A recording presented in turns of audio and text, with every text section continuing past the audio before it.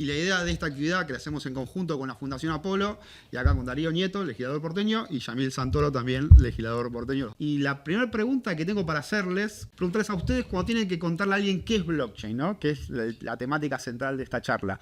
¿Cómo se lo explican? Mira, yo siempre lo cuento como un gran libro contable. Bien. En el cual quedan registradas operaciones o transacciones o cuentas. Un gran libro contable que es trazable. Es decir, vos en todo momento podés ir viendo dónde está cada elemento de esa cadena. Transparente, porque cualquiera puede verlo. E inhackeable, porque está dividido en muchas computadoras a la vez que aportan su poder de cómputo. Entonces no te alcanza con hackear solamente una computadora, sino que hay que hackear muchas al mismo tiempo, lo cual hace bastante imposible de hackear.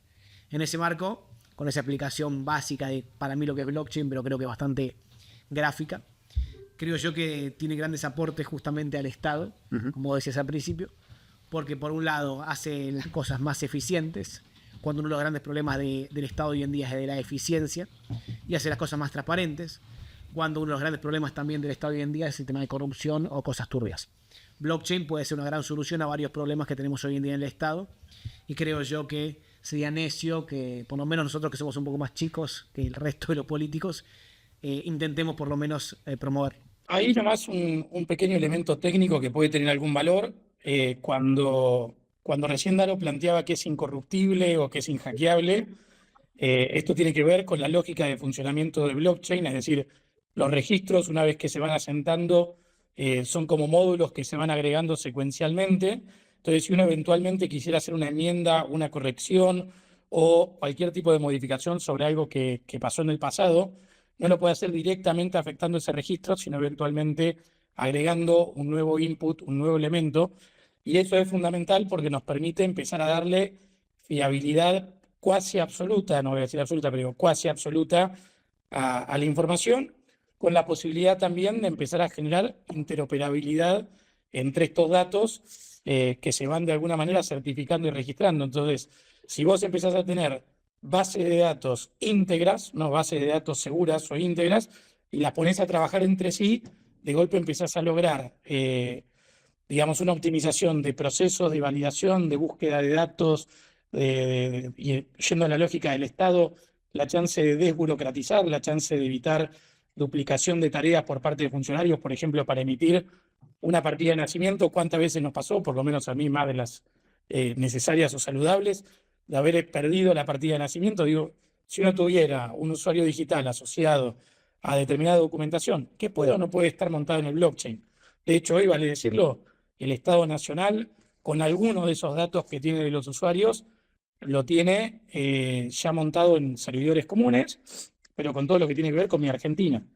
Digo, lo que podríamos eventualmente lograr aplicándole blockchain a esto es agregarle una capa, si se quiere, de fiabilidad o integridad de datos que, por lo menos a priori, uno no podría tener esa certeza absoluta con la base de datos que hoy por hoy maneja el gobierno. No por la integridad del servidor en sí, porque si usan, qué sé yo, AWS o alguno de esos, es mucho más difícil que haya algún tipo de hackeo en sí, pero sí porque los dueños de la base de datos pueden meter manos y eventualmente cambiarlo, algún componente, agregar alguna información. Así que desde ese lado creo que hay mucho para hacer. Por un lado, digitalizando el gobierno, y en ese sentido blockchain es una opción de soporte para darle cierta robustez a esos datos o esa información. Claro, porque me parece que la clave está, primero por lo que decían ustedes, de, bueno, sí, garantizamos que el dato sea cierto, pero también otra de las ventajas que se puede aplicar en blockchain, abriendo esos registros, sino que uno también puede registrar qué información quiere mostrar y cuál no, y en base a eso también hacerlo de forma automática un montón de procesos, que es lo que decía ahí Yamil de la burocracia. Vos, por mediante blockchain, vos podrías garantizar que sin que haya un funcionario de por medio, que si se da una variable, si algún ciudadano presenta un trámite, se cumpla o no se cumpla. Y esto hacerlo de manera mucho más eficiente también, ¿no? Aparte, mucho más rápida, aparte. Quitas de alguna manera la discrecionalidad del funcionario. También. Blockchain básicamente tiene la función de los smart contracts, que es si tal persona o tal función se cumple, se da tal premio, tal recompensa, tal requisito. Entonces, te voy a poner un ejemplo claro. Pongamos el tema de planes sociales, que para mí el gran tema, más allá de la cantidad de planes, es el tema de intermediarios. Claro. Y el gobierno está laburando en eso. Si vos con blockchain crearás algún sistema, porque los datos los tenés, vos en INDEC, en AFIP, etcétera, tenés un montón de datos de las personas. Desde cuántos hijos tienen, cuánto cobran, si tienen empleo o no tienen empleo, hijos de escolar, etcétera, etcétera. Si vos crearas algún tipo de sistema en blockchain, por ejemplo, que decía, si Yamil cumple tales condiciones, recibe automáticamente plan social, por, no sé, X cantidad de hijos, no tiene empleo, etcétera, automáticamente podrías quitar la discrecionalidad al funcionario. Claro. Y automáticamente, como decía Yamil, quitarías burocracia en el medio y ya dirías que el beneficio llegue más directo a la persona que lo necesita realmente y no que en el medio algún vivo se quede un par de pesos o obliga a la gente a ir a marchas para beneficio propio. Creo que ahí también reside justamente lo importante de todo esto. Sí, uno podría poner las variables bien concretas. Bueno, necesitas, para tener plan social necesitas esto. Si cumplís con estos requisitos, listo, automáticamente lo tenés. Ahí ya nadie va a decirte que sí, que no. Entonces es una manera de trazar y dar una mayor robustez al sistema de una manera mucho más eficiente, ¿no? Sí, sin que, por ejemplo, Percy con el movimiento Evita decida a quién le va el plan social, para que no le vaya a sus amigos o sus compañeros, que le vaya a quien tiene que llegarle realmente. Bien, y cuando ustedes hablan de esto, ¿no? Ustedes hablan de blockchain, lo hablan con sus colegas. ¿Cuál ven que es la mayor? Porque hasta ahora todo hermoso, ¿no? Decía, bueno, ¿por qué no lo usamos entonces, no? ¿Cómo alguien puede oponerse a esto? ¿Qué respuesta ven de parte de los demás políticos que dicen, bueno, está todo muy lindo con esto, pero ¿cómo lo completan por ahí? Bueno, ahí yo me animo a esbozar dos partes. Primero, muchos no lo entienden. Y ahí el problema que generalmente, viste, el político medio tiene como la tentación de aquello que no entiende, tratar de regularlo, prohibirlo, condicionarlo. Primero vení, pedime permiso. Por ende, el riesgo de la ignorancia es que se tienden o a regulaciones, en el mejor de los casos voluntaristas, de tratar de regular. De hecho, me ha tocado recientemente escuchar alguna propuesta de regular la inteligencia artificial. eh, no, digo, bueno, qué coraje.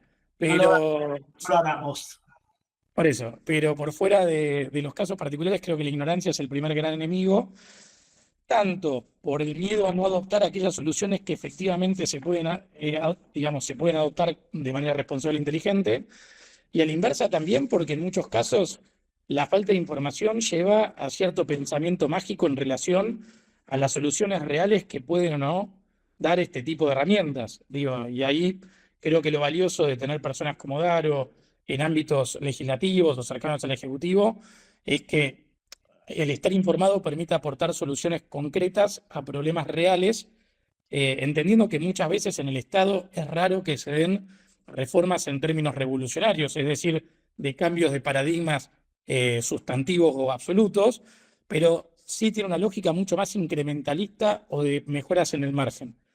Y ahí me parece que el desafío que tienen comunidades como las de ustedes es encontrar esos policy champions, esos emprendedores políticos que de alguna manera puedan ir detectando las oportunidades de disrupción en distintas agendas, en distintos procesos.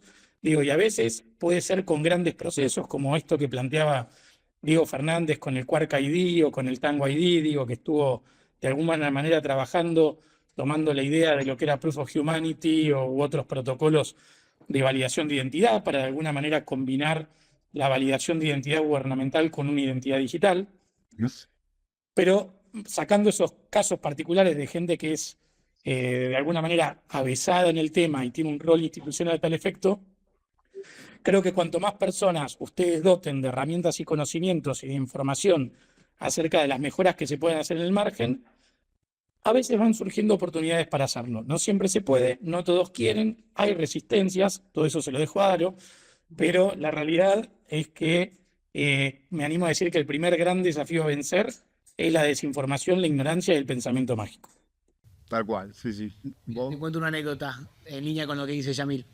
Cuando nosotros fuimos gobierno nacional, implementamos el expediente electrónico, que justamente no estaba sobre blockchain, pero es lo que decía Yamil al principio.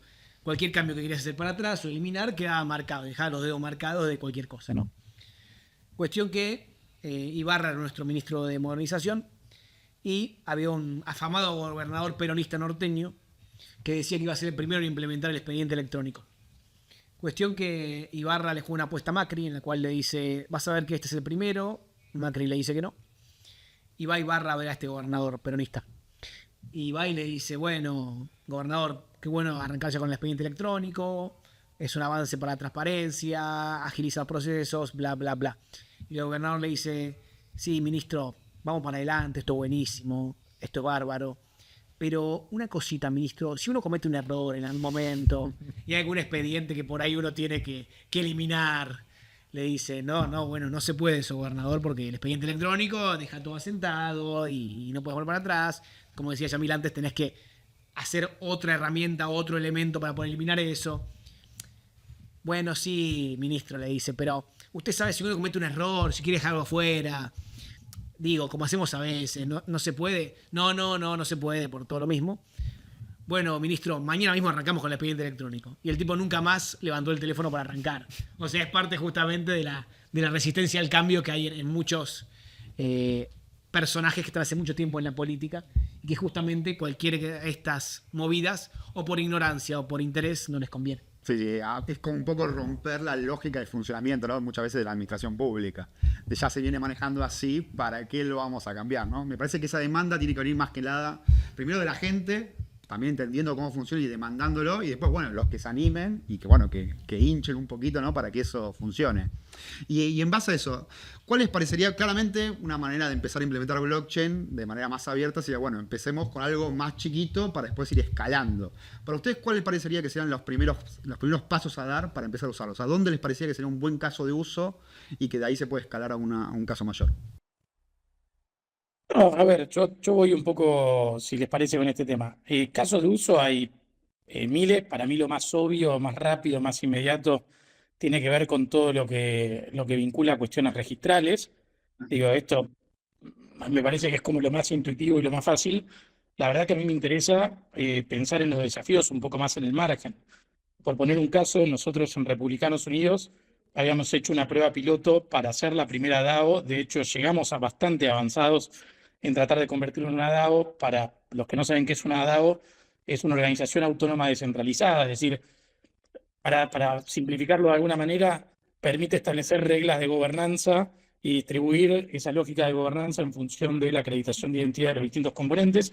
Entonces, para evitar esto de la truchada de afiliaciones, los votos truchos y todas las cosas que conocemos en la política tradicional, un poco nuestra intuición era si, digamos, si los partidos políticos funcionan de manera transparente, institucionalmente prolija y de manera íntegra, eso después es escalable a los gobiernos. Y si los partidos políticos están corruptos, después necesariamente eso deriva o probablemente deriva en una política por lo menos menos íntegra o con riesgos de fiabilidad.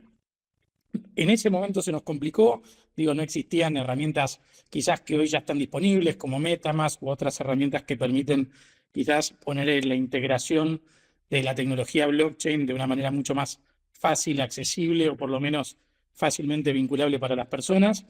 Estamos entrando nuevamente en una fase de evaluación de esto, pero respondiendo a tu pregunta, para no irme un poco por la parte más de las ramas, para mí está lleno. Digo, podríamos perfectamente tokenizar activos públicos, qué sé yo, tasa de congestión, impuestos, lo que se te ocurra, el cobro, digo, hasta algo tan básico como el cobro de impuestos. No sé, Aro, si presentó un proyecto para que se puedan pagar impuestos en cripto, pero si no lo podemos meter. No, se puede meter tranquilamente. En algún momento del año pasado creo que estuvo en carpeta del gobierno, pero no sucedió. Y es bastante fácil en realidad, porque es un exchange en el medio que tiene que hacer un acuerdo con un exchange y lo que sea, digo, hagámoslo. Pero creo que por eso, por fuera de los usos más pintorescos o fetichistas, creo que ahí también es el desafío de co-creación con la comunidad, donde creo que estaría bueno ahí armar instancias o hackatones, o por lo menos como una suerte de digamos, revelamiento, ¿no? Revelar los procesos que cada área tiene y en función de eso pensar con la comunidad qué se podría optimizar. Digo, y así como es cierto lo que decía Daro, que hay muchos players que por un tema o de miedo o de especulación o de chanchullo no quieren que haya luz sobre las cosas, yo creo que hay muchos otros que sí están dispuestos y son esas pequeñas adopciones iniciales las que eventualmente van generando la ola, ¿no? Sí. Sí, en línea con lo que dice Yamil, yo creo que mientras más gente sea la que rompe las pelotas, y perdón por la palabra, con estos temas, y más gente entienda la importancia de meter tecnología, en este caso blockchain, al Estado, más chances hay de que la política tradicional o los que están en lugar de decisiones de poder lo implementen realmente. Los políticos nos movemos por donde están los votos. Y si ven que acá hay un debate público real en el cual hay un interés genuino en la sociedad, seguramente vayamos para ese lado. Por eso es muy importante su rol también de generar estos debates y estos ámbitos y que más gente entienda la importancia de todo esto. Y yendo a proyectos particulares, Ujú. Me parece, por ejemplo, que un buen caso de uso sería, que esto me lo copié de Dubái, no es invento mío, pero lo presente. Sí, es decir, vale igual. Vale. Por ejemplo, en las universidades. ¿Cuánto te pasa a vos que te recibís y tardás en recibir tu título oficial? Meses. A mí, Sí. de hecho, me tardó un año y medio, si no me acuerdo. Me acuerdo siempre que tenía ese programa Siu Guaraní, Ujú. en la Universidad de Ciencias Sociales, en el cual ibas siguiendo tu título por distintas casitas que había ahí. A ver quién fue firmando, cuántas Exactamente. faltan. Y tardabas como un año y medio. En Dubái, por ejemplo, se utiliza un esquema de entrega de títulos basado en blockchain. Si Darío aprueba tales materias, se recibe de politólogo suyo. Bueno, y cada vez que vas aprobando una materia, se tilda esa materia directamente. Es un smart contract. El día que tiras la última materia, te recibiste automáticamente, validado, y Ya tenés tu te llega al celular el título. Claro. Creo que ese puede ser un buen ejemplo chiquito para empezar a implementarlo, pero creo que es parte de lo que hablábamos recién con Yamil, de que es un cambio cultural, de que mientras más gente haya hablando del tema va a ser más fácil, y de que la ciudad de Buenos Aires no puede quedarse atrás. Sí, sí. Sí, bueno, creo que igual la ciudad de Buenos Aires es un caso, es donde más se ha usado a nivel nacional, de lo que es nación, uno de los que más ha avanzado en eso, ¿no? Si bien claramente faltan cosas, pero se está trabajando en eso y creo que faltaría todavía más. Y bueno, me parece que es una buena manera de impulsarlo a que vaya todavía más rápido eso. Y pensando así un poco más en grande también en cosas. Ustedes, ¿cómo ven hacia un futuro, ya que estamos hablando de un poco de las DAO, si se podría implementar una DAO en el gobierno, puntualmente en lo que es la legislatura, para que la gente participe más abiertamente y eso sí hacerlo a través de blockchain? Por ejemplo, como sería un presupuesto participativo, no sé si en la ciudad de Buenos Aires hay un método así, pero donde los propios ciudadanos puedan proponer cosas y después ellos voten sobre eso. A ver, hoy por hoy no existe algo así. Se había intentado en su momento armar algo en esa línea. Creo que se llamaba Vos Proponés, si no me falla la memoria, que lo había armado la gente de Democracy Voice. En realidad, algunos de los que integraron el partido de la red fueron integrados a la legislatura para armarlo. No sé en qué quedó ese proyecto. Tampoco tengo del todo claro que necesariamente tenga que ser una DAO. Ahí volvemos a lo que hablábamos antes, entre quizás el límite del fetiche y digo, la verdad que si es un tema de brainstorming, a mí validar la identidad única de una persona me es medio anecdótico, con tal de que los aportes sean medianamente curados y que la propia comunidad los pueda depurar o lo que fuera. Pero sin entrar en la discusión de la herramienta en sí, hoy la legislatura probablemente está atrasada en términos de generación de oportunidades de co-creación de leyes o de recepción de aportes y de mejora. Hoy casi les diría que es un proceso cuasi analógico que depende de la predisposición de cada legislador, pero que no hay permeabilidad entre la comunidad y los proyectos, por lo menos no en una instancia digital neutra. De hecho, les aporto un dato un poco triste. A partir de un hackeo que sufrió la legislatura hace unos 2 años, ni siquiera están online todos los proyectos de ley del repositorio histórico de proyectos de ley de la legislatura. O sea, no solamente que no estamos hoy aprovechando la frontera, sino que inclusive tenemos un problema de stock.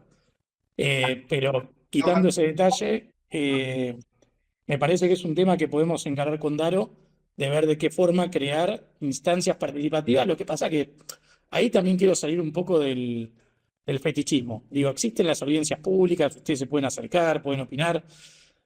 A mí lo que me da un poco de miedo de generar una instancia digital es que si los diputados no se lo toman en serio, va a terminar siendo más una experiencia frustrante para la ciudadanía que otra cosa. Y eso también tiene que ver con procesos políticos, de cómo llegan los diputados a ocupar una banca, cuál es el accountability real que tienen con el electorado, con la ciudadanía. Pero encantado de pensarlo, encantado de trabajarlo. Bien. Ahí te agrego también algo que hay que pensar sobre estos temas de participación y demás, es quienes participan. Es decir, si vos el día de mañana armás una DAO, para no caer en fetiche tecnológico, un espacio de participación digital, es que después los tipos que te participen digitalmente no sean aparateados. Ahí con Yamil seguramente lo verá, que vas a audiencias públicas en la ciudad y cada diputado lleva a sus fans. Claro. Entonces vos tenés que siempre los que van ahí a hablar son en contra o a favor y no hay un espacio real de debate. O sea, van directamente los aparateados. Bueno, vos tenés que ver cómo lográs que realmente también la ciudadanía se interese por los temas públicos y que los que terminen votando o participando digitalmente no sean solamente los que mis amigos, o los amigos de Yamil o los amigos de X diputado.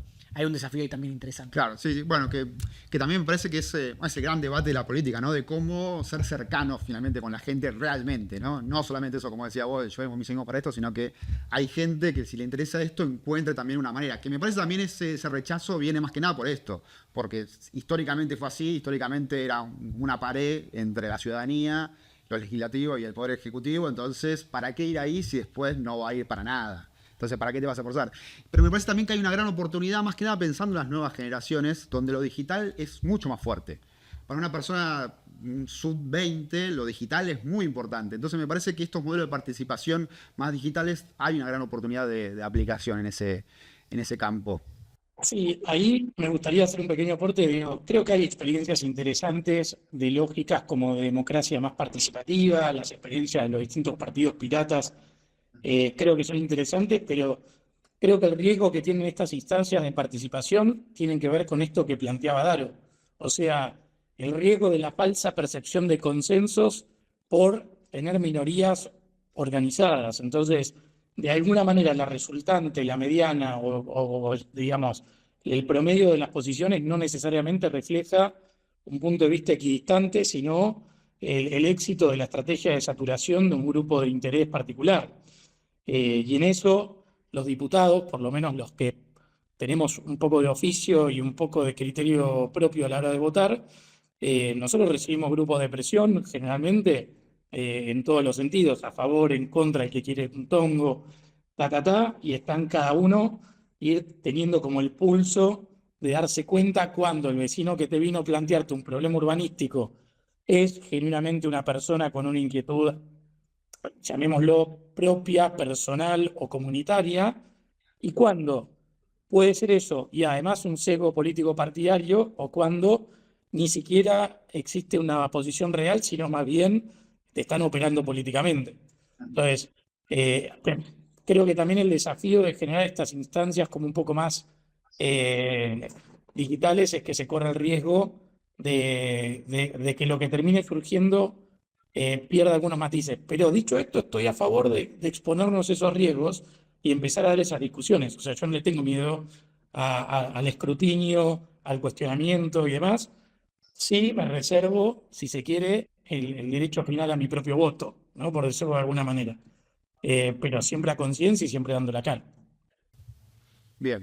Ahí vos, Darío, hablaste de un proyecto que había visto en Dubái, que bueno, que es este que proponés de traerlo para acá, ¿no? ¿Y conocen algún otro mecanismo que se haya usado afuera que pensarían que estaría bueno implementarlo acá sobre el uso de blockchain en el Estado? El otro día veía yo el tema de viviendas en Colombia, por ejemplo. Las viviendas, el registro de tierras, en realidad no de viviendas. El registro de tierras en Colombia es, no todo, pero tiene un piloto bastante grande con tecnología blockchain, básicamente para la asignación de tierras. Okay. Lo usan claramente como un libro contable, o sea, si tal cosa, pasa tal cosa, queda sentado, punto, se acabó, y no tienen diariamente que andar yendo a un archivo a ver qué onda, claro, o cómo funciona. De hecho, Quark ID, que mencionábamos recién, también funciona ya parado sobre blockchain y en teoría en un futuro corto va a ahorrar muchos pasos de un trámite y demás. Sí, más que nada en ese caso, me parece que eso para que siempre tenga que presentar el documento cuando haces un trámite, que siempre lo tengas que presentar, ya con eso ya tenés certificado digital de que vos sos vos y ya vas a avanzar mucho más rápido, ¿no? Me parece que la aplicación va por ahí. Totalmente. Mira, a ver, yo tengo una teoría, y me pongo un poco más filosófico ahora, de que las democracias están en crisis básicamente en este mundo que estamos viendo, revolución tecnológica, porque vos tenés un delivery de servicios insatisfecho. ¿Qué es esto? Básicamente que vos en tu celular tenés mucha información que te entra por día. De hecho, tenés en un día más información que una persona en toda su vida 50 años. Y tenés un estado burocrático, rígido, diseñado para el siglo XX, en el cual era otro mundo. Vos estás en una empresa y querías morirte en esa empresa. Hoy en día los pibes, viste cómo vienen, quieren laburar todo el tiempo distintas cosas. Está bien, adquirir conocimiento. Cambió el trabajo, hoy haces teletrabajo, cambia la salud, podés operar una persona de acá en China. Está cambiando la educación, o debería cambiar más rápido. El Estado sigue sin cambiar. Entonces, ¿qué te pasa? Básicamente tenés los ciudadanos que te dicen, pará, flaco, puedo pedir un bife de chorizo en mi Rappi y me lo traen en media hora, y vos para darme una licencia de conducir tengo que ir, sacar un turno, me dan a 2 meses, voy al lugar, 32 trámites, etc. Entonces hay un problema de expectativas. Sí. ¿Qué hace la tecnología? Justamente, por un lado, eficientiza, es decir, hace que el trámite ese sea más eficiente y sea mejor el delivery y servicios, y por el otro lado transparenta, que es una gran demanda también de lo que está pasando. en Argentina se pierde hasta un 7% del PBI en ineficiencia y corrupción en la obra pública. Es una banda de Sí, plata. sí. Estoy respondiendo un poquito a Solange ahí, que leí ahí que estaba preguntando eso. Pero creo que también hay todo un tema ahí más filosófico de estudiar de cómo la tecnología puede ayudarnos mucho a resolver problemas del presente del Estado hoy en día y las democracias, que en Argentina, por supuesto, tienen siempre un grado más de complejidad, pero en el mundo creo que hay un cuestionamiento hacia cómo funciona el Estado. Mira, ahí complemento un poco lo que planteaba Daro y me animaría a decir, quizás es una obviedad, pero creo que también hay gente que quizás es la primera vez que se expone a una charla de esta naturaleza. Para mí el caso de Estonia, digo que desde el 2007 viene incursionando en materia de adopción de blockchains de alguna manera de ciberseguridad o de integridad de bases de datos y demás. Es un caso súper interesante, digo, desde la fiabilidad de la identidad, de lo que hablábamos, la posibilidad de votar, temas impositivos, lo que se les ocurra está integrado. Tuvieron inclusive algunas experiencias dignas de ser estudiadas sobre éxito y fracaso en relación a divisas digitales o a criptoactivos y demás, que me parece súper interesante para seguir. Pero más concretamente, creo que lo interesante tiene que ver con esto que planteaba Daro, y es que la corrupción y la ineficiencia son un costo para la economía. Esto que planteaba Daro, el 7% del PBI, es totalmente cierto, y de hecho en Estonia tienen la estimación ya no de la pérdida por la corrupción, sino de la ganancia o el superávit obtenido por la eficiencia agregada, lo estiman entre 2 y 3 puntos del Producto Bruto. Entonces, no solamente nos ayuda a dejar de perder, sino que inclusive en términos de tiempo, procesos, facilidad para hacer negocios, etcétera, es una decisión que genera ganancias. Así que desde ese ámbito creo que es súper interesante. Por supuesto, vale la pena decirlo, las implicancias de la adopción de una tecnología como esta en una escala nacional, en contraposición a una escala provincial, como sería el caso de la Ciudad de Buenos Aires, son muy distintas y los alcances y la potencialidad de impacto es muy distinta. Entonces, si bien creo que la Ciudad de Buenos Aires puede servir como una suerte de prueba piloto en muchos casos para adoptar estas herramientas, el verdadero desafío que tenemos es el de apostar y buscar la escala nacional para lograr transformaciones realmente significativas. Porque aparte, en esto que se planteaba antes de los gobernadores del norte y otras cosas, imagínense si nosotros logramos validación digital de identidad con algún respaldo biométrico, empezás a dejar de tener los fraudes de Benistrucho, de reparto de lo que decía Daro, de los planes o de los distintos bolsones de comida y otras cosas que tienden a empeorar las democracias. Entonces, lograr llegar a nacionalizar esta tecnología o estas herramientas van en el mejor interés de todos los argentinos. Bien. Y ahí, bueno, le recuerdo a la gente que si quieren hacer una pregunta o algo, lo pueden dejar en el chat por escrito o pueden levantar la mano y después le damos la palabra para que lo hagan. Y toda esta charla va a quedar grabada y después la vamos a subir entera en los canales de YouTube, seguramente. Y ahí, bueno, vamos entrando ya a la última parte, y es para tocar un poquito más esto que ya venimos hablando, que es justamente de eso. ¿Cómo hacemos que blockchain funcione realmente para garantizar transparencia en el Estado? Y cómo hacemos, porque es todo muy lindo, suena lindo el discurso, pero puntualmente, ¿cómo les parecería a ustedes de avanzar para que blockchain sea una herramienta que sea en contra de la corrupción? Fácil la pregunta. Ya, o sea, si tienes una respuesta te agradezco. Pero voy a dejar a mí responder primero en esta. No, a ver, primero solamente paso un dato que me parece lindo para compartir. Hoy se sancionó la boleta única papel, totalmente off topic y random en relación a esto, pero es una buena noticia para la democracia argentina. Volviendo al tema de cómo se hace, yo creo que no hay una estrategia única.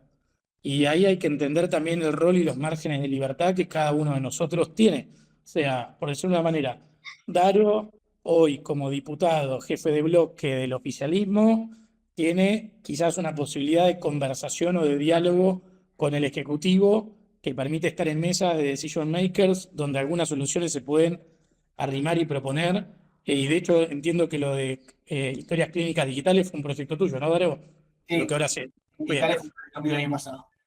Correcto, con lo cual un proyecto de ley que Daro originalmente planteó, la semana pasada votamos el endeudamiento para tomar un crédito internacional para digitalizar las historias clínicas nacionales. Digo, y ahí tenés un caso de cómo un policymaker que tiene un pie en el Ejecutivo, un pie en el Legislativo, logra llevar adelante una transformación o logra empujar una política pública.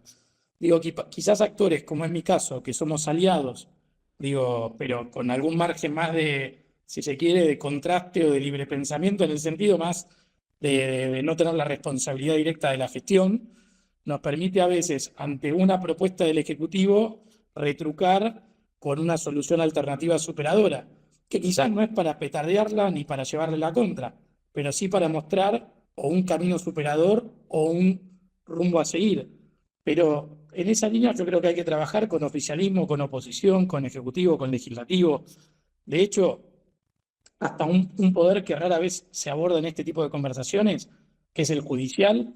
Supongo que varios de ustedes conocen el protocolo de cleros, que ahí lo armaron FEDEAS y otros amigos. Digo, la verdad es que la posibilidad de descentralizar y generar una suerte de juicios por jurado, más allá después del nivel de jerarquía de ese jurado por temático, lo que fuera, es interesantísimo y hasta permitiría ir hacia una justicia más transparente, más ágil, y un mecanismo de resolución de conflictos más interesantes.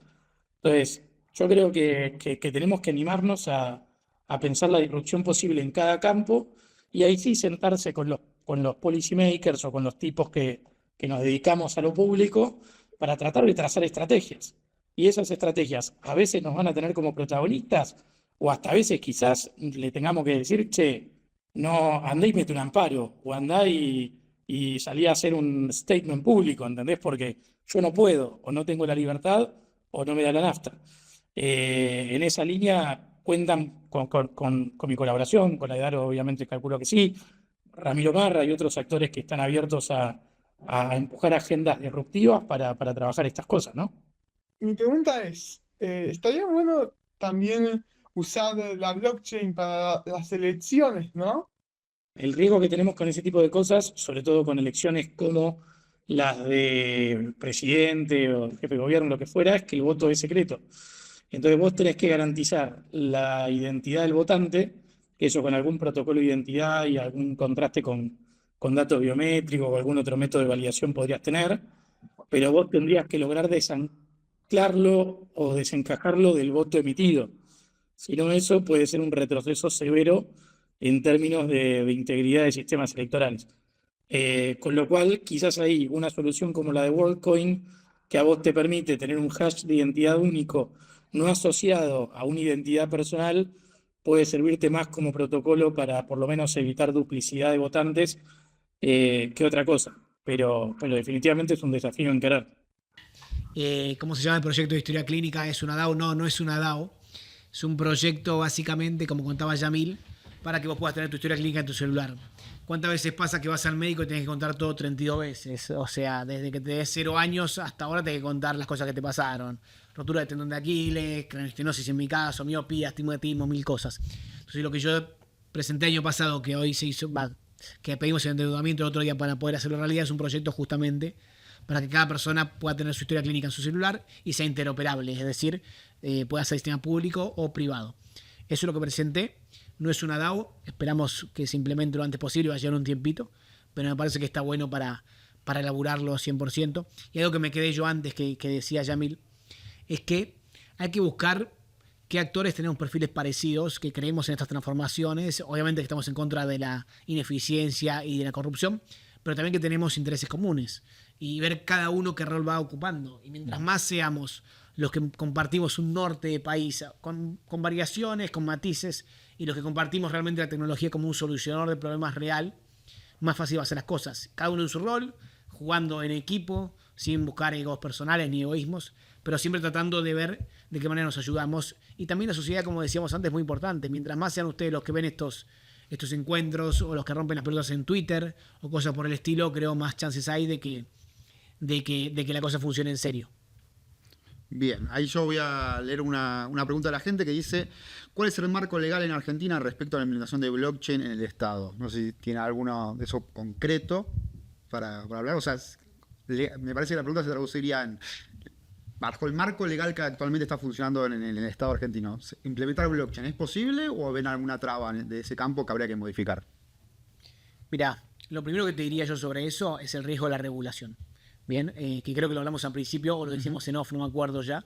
Pero realmente, a mí cuando empiezan los políticos de la Cámara de Diputados del Congreso a decir voy a regular la IA o voy a regular el mercado de criptomonedas o cosas por el estilo, empiezo a temblar. Sí, sí. Porque claramente estoy seguro que los 257 diputados que hay y los senadores que hay, ninguno tiene muy claro qué es o por ahí sí algunos sí, pero son los menos, tienen claro qué es la inteligencia artificial, o qué es las criptomonedas, o qué es blockchain, etcétera. Yo ahí personalmente me animo a ir por herramientas puntuales sobre las cuales legislar y crear o regular, antes que crear un marco general de blockchain o de cripto o de IA. De vuelta, porque tiendo a pensar que por más que haya buenas ya con situaciones, provisión, o sea, va a haber un Frankenstein. Exactamente. Prefiero que haya un poco más de omisión y de vacíos legales antes que hasta que tengamos por lo menos una Cámara de Diputados nacionales, senadores, hasta mismos legisladores, haciéndonos cargo, preparada para entender estos temas. Si ni siquiera Estados Unidos sabe cómo regular la guía, por ejemplo, ¿por qué vamos a meternos nosotros en Argentina a regular algo de ese tema, ¿no? Con las deficiencias que tenemos, con la falta de conocimiento, etcétera, y con las oportunidades que podemos perdernos. Hoy en día están criticando, por ejemplo, la regulación de IA de la Unión Europea, mucha gente, ¿eh? O sea, y si ni Europa pudo regular bien, ¿por qué Argentina podría hacerlo? Idem con blockchain, cripto, etcétera. Una charla que yo tengo mucho con los exchanges y con los que se dedican al tema criptos, les digo, muchachos, si ustedes no empiezan a hablar con los policy makers, lo que te va a pasar es que te van a regular cualquier verdura y te van a matar la industria. Bueno, es parte también del involucramiento un poco de la sociedad civil en la política, no que sean candidatos ni mucho menos, aunque sea que den su punto de opinión. El político tiene que ser un puente entre el mundo privado y el Estado. Es decir, yo te agarro a vos y te digo, che, hermano, ¿qué necesitas para que te vaya bien en tu negocio, en tu empresa, en tu exchange o en lo que sea? Y de ahí me doy vuelta y trato de implementarlo o de romper las buenas para que se implemente. Bien, ese debería ser nuestro rol. Por eso te digo que siempre el tema de regulación o marcos legales a mí me da un poquito de vértigo cuando son tan generales. Sí, me parece que también una de las claves es, si bien no regular para prohibir abiertamente, pero sí capaz que dejar bien en claro qué es blockchain o cómo serviría para que sea también una herramienta, por ejemplo, cuando hablamos con la justicia. Si la justicia después tiene que aplicar una cosa donde dice acá hay blockchain de por medio, también debería haber un marco donde diga, bueno, ¿qué es blockchain? ¿Qué es lo que daría directamente que una blockchain sirva o que no sirva? O sea, si es realmente descentralizado o no. Eso también, dejar esas cosas claras también servirían para otros aspectos, me parece. No sé, Yamil, ¿qué opinas vos? Ahí creo que hay que entender que hay dos tipos de regulaciones, ¿no? Digo, una regulación habilitante y una regulación, si se quiere, ordenadora o restrictiva.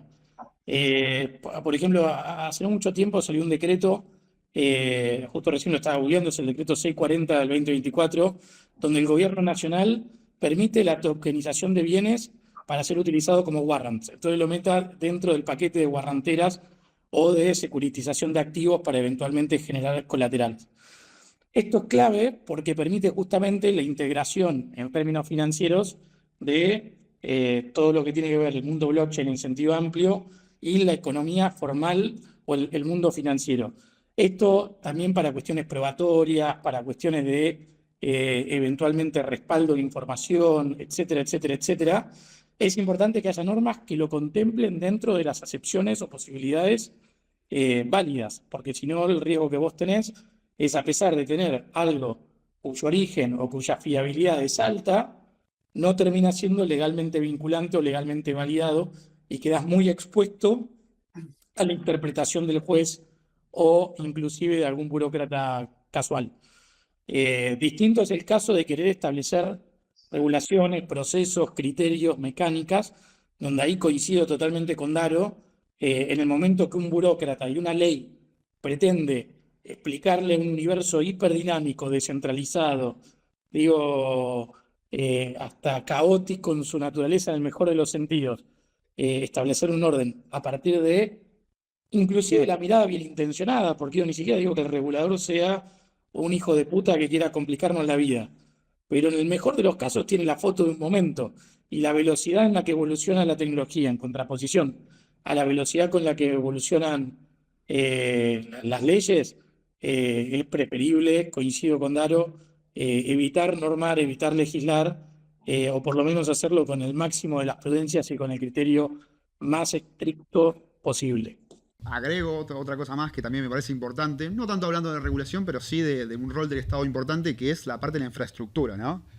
Quiero pensar que acá en la ciudad de Buenos Aires, en todos los colegios hay internet, en todos los hospitales hay internet para poder aplicar la historia clínica, pero después si uno lo abre a un nivel nacional, ya hay temas de infraestructura de datos donde ya no es lo mismo, ¿no? No es lo mismo hablar en la puna salteña que alberga un colegio de la Ciudad de Buenos Aires. Ya también hay un caso ahí donde el Estado sí tendría que tener un rol más participativo, me parece, de ese lado. Bueno, en la ciudad no tanto. De hecho, en el tema de salud, por ejemplo, en parte del financiamiento que aprobamos, hay gran parte que tiene que ver con modernización de infraestructura Claro. para poder aplicar después la historia clínica. Claro. O sea, imaginémonos que si la ciudad hoy en día no podría aplicarlo directamente, imaginémonos lo que pasa en otras provincias, Sí, sí. que realmente ahí sí tiene que haber algún tipo de intervención del Estado para garantizar que los niveles mínimos de conectividad para llevar adelante todas estas transformaciones existan. Después veremos si es con el satélite de Elon Musk o con Sí. quiero decir, pero el Estado tiene que estar de alguna manera garantizando su mínimo de conectividad, porque si no sería muy desigual. Respecto después a la federalización de todo esto, y claro, vos no podés que solo sea en la Ciudad de Buenos Aires, y volviendo un poco a lo que decía Yamil, los alcances reales son cuando el gobierno nacional los hace. Si vos no podés incluir toda la Ciudad de Buenos Aires, ¿por qué? Porque podemos mejorar un poquito, pero no va a tener un impacto real en todas las personas. Quieras o no, la Ciudad de Buenos Aires es el distrito que más avanzado está en estos temas. Es necesario que también a nivel nacional lo implementemos y lo elaboremos. Y ahí me meto con algunas preguntas que veía ahí, por ejemplo, capacitación para funcionarios y demás. Yo creo realmente que en el término funcionarios no hay un gran conocimiento de estos temas. No solamente en los legisladores y diputados, sino también en funcionarios. Vos agarrás seguramente al 60% de la planta del gobierno de la ciudad o gobierno nacional, es indistinto, o 70 o 80, y no saben estos temas que estamos laburando, y no saben lo que es, y no saben los grandes beneficios que pueden tener. Gran parte de este desafío es la cultura organizacional, la cultura del cambio, es decir, que el tipo que toda su vida laburó 30 años de una manera entienda que estas herramientas le hacen la vida más fácil, no le quitan el laburo y hacen que el ciudadano se sienta mejor con el servicio recibido. Creo que hay gran parte también de laburo en la concientización y educación en esos temas. Ni hablar del tema educativo que también veía ahí. No puede ser que en el siglo XXI sigamos educando a los chicos como en el siglo XX, que se para el maestro todopoderoso al frente del aula y le baja información a los chicos, porque seguramente el chico probablemente en muchas materias tenga más información que el adulto. O sea, realmente creo que es todo un debate general y no es solamente una cosita puntual. Hola, ¿qué tal? Bueno, ante todo felicito a los expositores, la verdad que estuvo muy interesante toda la charla. Mi pregunta apunta a algo que a mí me interesa bastante en particular, que es el tema del acceso a la información pública. ¿Ustedes creen que esta tecnología podría ser utilizada en algún momento para dar respuesta inmediata, automática, al menos con respecto de aquellos temas que no tienen algún tipo de alerta que pudiese involucrar algún dato sensible y demás, y liberar a los funcionarios de tener que adoptar decisiones que a veces son comprometidas desde su posición política a la hora de brindar alguna información, ¿no? Apunta eso a la pregunta, bueno, en el marco de esta restricción que ahora está sufriendo la actividad del acceso a la información pública, al menos a nivel nacional. Lo primero que hay que entender es que en la lógica de transparencia hay una parte donde generalmente los gobiernos hacen agua que tiene que ver con lo que se denomina transparencia activa, es decir, no tanto con el pedido de acceso a la información pública, es decir, responder lo que te preguntan, sino justamente disponibilizar la información de manera tal que no haga falta que alguien te la pida porque ya la pusiste a disposición.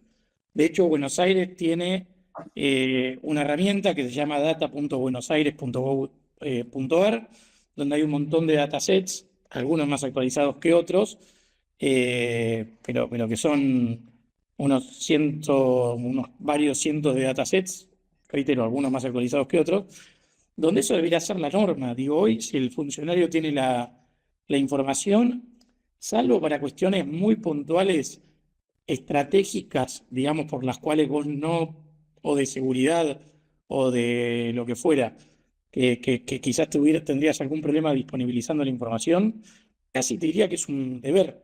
Y de hecho creo que tenemos una ley de transparencia que obliga a políticas activas de transparencia.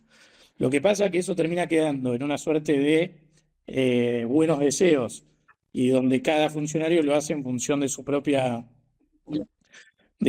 conciencia, en función de sus propias ganas. Entonces, creo que hay que no solamente preguntar y pedir, y para eso es clave el rol de la ciudadanía, presentando lo que en Ciudad de Buenos Aires denominamos los 104, los pedidos de información pública, pero también exigiendo que lo que esté en manos del funcionario esté publicado sin necesidad de pedirlo, qué sé yo, contrataciones, licitaciones, todo eso, y no, porque ¿cuál es el chiste fácil? Decir, anda a buscarlo en el boletín oficial.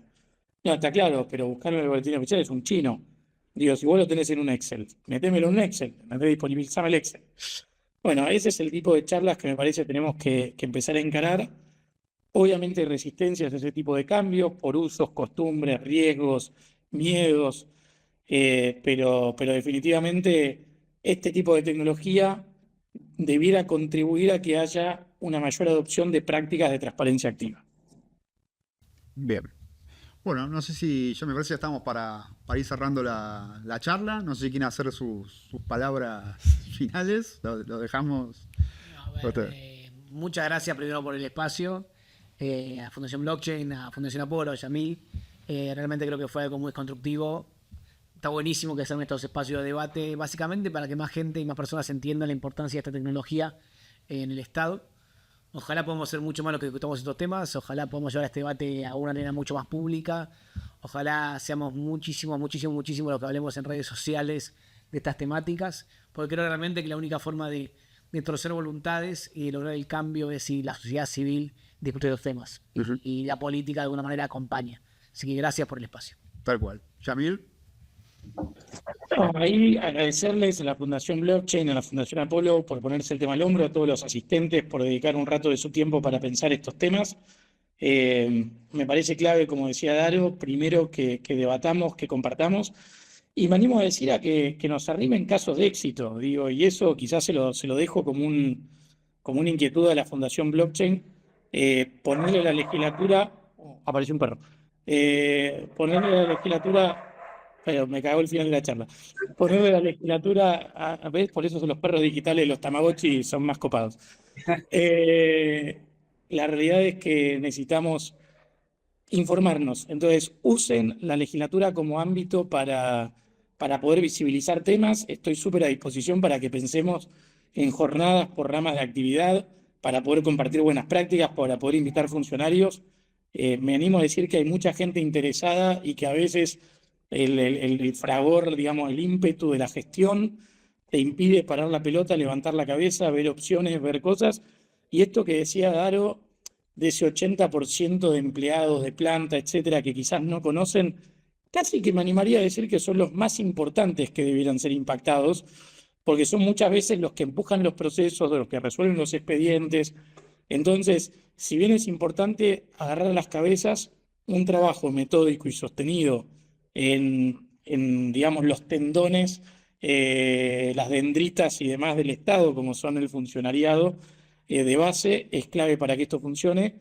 Cuentan con nuestra colaboración para generar esos puentes. Bien, buenísimo eso. Bueno, de parte de la Fundación, tomo eso que decía Yamil, de buscar proyectos y acercarlos para ustedes. Les agradezco por venir acá, presencial y online, y también a todos ustedes los que estuvieron viendo esta charla. Y les recuerdo que va a estar subida en nuestras redes y ahí van a poder ver. También les hago a ustedes el aporte de todo lo que quieran sumar y todos los que quieran saber más sobre lo que es blockchain. Acá está la Fundación para ayudarlos a eso, sean funcionarios públicos, sean personas que estén interesadas en saber cómo aplicar esta tecnología, que creemos que tiene un gran potencial para desarrollar lo que es Argentina en general, ¿no? Desde la administración pública, pero también tiene muchos usos industriales donde hay un gran provecho ahí. Y además, no sé si esto no lo hablamos, pero Argentina es un gran hub de innovación. En Argentina hay muchísimos desarrolladores que seguramente van a estar dispuestos a poder ayudar a esto que decía Yamil, de poder aportarlo también a la administración pública. Así que bueno, sin mucho más, les agradezco a todos por haber venido y por haber escuchado esta charla, y los invitamos a la próxima Blockchain Talk que vamos a hacer el jueves que viene. Bueno, muchas gracias. Gracias. Buenas tardes.